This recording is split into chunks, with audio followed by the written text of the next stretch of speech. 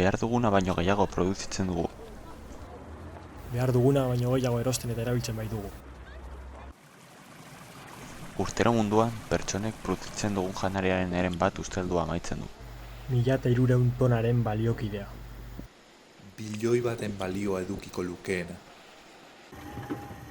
Etxeek munduan produzitzen den energiaren 29% kontsumitzen dute. Karbono dioxidoaren ekoizpen mundialaren 21%. Zer egin dezakegu? Hondakinak minimizatu, zentzuzko erosketak egin, poltsa berrerabilgarriak erabili, ez erabili plastikozko lastorik, birziklatu. Eta beste modu asko daude laguntzeko, informatu, lagundu munduaren alde alduzun moduan, denak, bai, denak laguntzen dugu.